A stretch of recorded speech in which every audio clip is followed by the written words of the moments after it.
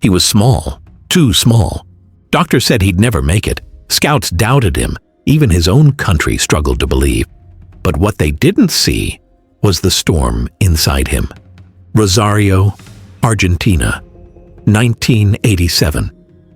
In a modest home on the edge of a factory town, a child was born into a world already bracing for disappointment. Lionel Andres Messi, the third of 4 children. His father worked steel. His mother worked magnets. But the force that held their family together was football. From the moment he could walk, Leo chased a ball. 4 years old, playing for Grandoli, a neighborhood team coached by his father. No shoes, no grass, no mercy. But Leo didn't just play. He disappeared into the game, dancing through defenders like a shadow they couldn't catch. And in the crowd, always watching, his grandmother, Celia. She believed in him before anyone else. She took him to every match. She called him her little genius. And when she passed away, something broke in Leo. But something else hardened. He still points to the sky every time he scores. That's for her. Always her. By 7, he joined Newell's Old Boys. By 9, he was scoring hundreds of goals. But at 10, his growth stopped. Diagnosed with a growth hormone deficiency, Leo's dream began slipping away. Treatment cost $1,000 a month. A fortune for a factory family. Newell's helped. River Plate showed interest. But no club in Argentina would commit. He was too small, too risky, too fragile. So his father made a desperate call to Europe, to Barcelona. The Catalan giants watched him train. Just 1 session. That's all it took. But they hesitated. A contract for a sickly Argentine boy?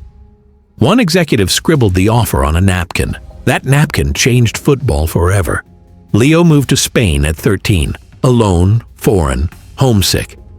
And yet on the field, he was poetry, weaving through boys twice his size. At La Masia, he became a ghost in boots.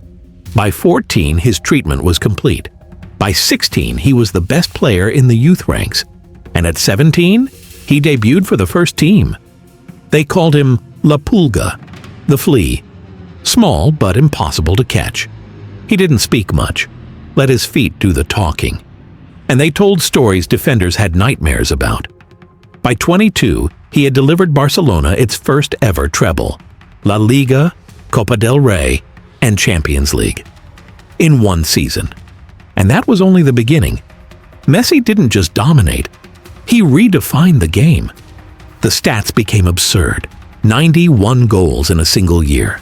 The most Ballon d'Ors in history. The all-time top scorer for Barcelona, for La Liga, for Argentina.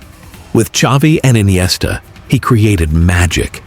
With Neymar and Suarez, destruction. The MSN trio, a nightmare for defenders, a dream for fans. But as his legend grew in Spain, doubts lingered back home. Could Messi ever win with Argentina? He wore the blue and white with pride, but the weight of a nation is a heavy thing.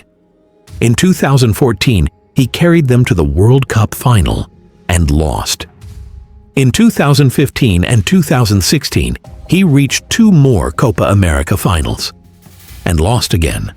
He cried, he retired, he came back, and then in 2021, redemption. Copa America, Brazil.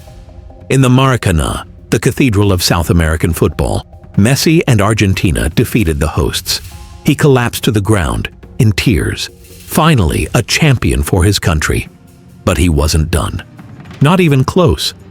In 2022, the world watched in disbelief. Qatar, the World Cup. Messi, 35 years old, on one last mission. Game after game, he delivered brilliance, heart, and leadership. And in the final against France, he completed the ultimate arc. A World Cup title. The missing jewel in his crown. He wasn't the next Maradona anymore. He was Messi, the greatest of all time. The throne was his. The World Cup in his hands. But the world kept turning, and time kept marching on. In 2021, Barcelona, the club where he became a god, broke under the weight of its own debts. The unthinkable happened. Messi cried at a press conference as he said goodbye, not by choice, not for glory, but because the club could no longer afford to keep the man who made them giants. Paris Saint-Germain called next. A new league, new teammates, a new world. Some thought it was the end, that the fire would fade, that Messi would coast into retirement. They were wrong, again. In Paris, he redefined himself, no longer the lone genius. He adapted, created, led, won. 2 League One titles, countless assists, magic moments in Champions League nights. But something was missing. That bond, that home he had in Catalonia, never came back. Then, in 2023, a move that stunned the world. Inter Miami, Major League Soccer. From the greatest stages to the overlooked fields of the American game. But Messi didn't come to fade away. He came to build. In just months, the league changed. Ticket sales exploded, stadiums sold out, viewership surged, young players stood straighter, veterans trained harder. Lionel Messi had brought gravity to MLS. On the field, he was still lethal, still calm, still unstoppable. Outside the lines, he was more than a player, he was a phenomenon.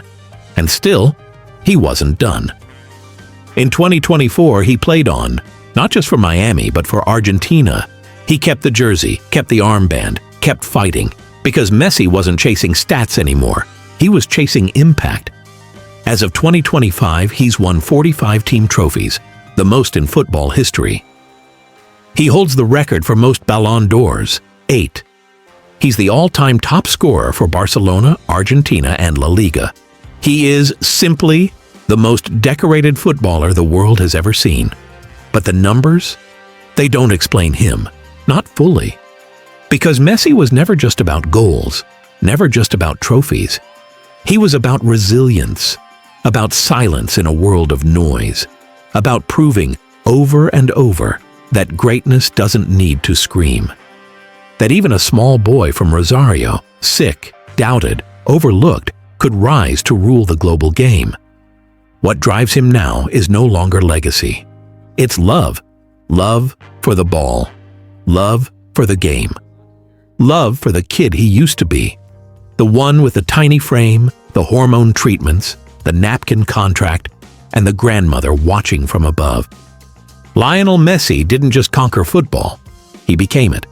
And long after the boots are hung, after the stadium stop chanting his name, his shadow will still move between defenders. His story will still echo through generations. And the world will still whisper with awe. He was the greatest, and we got to witness it.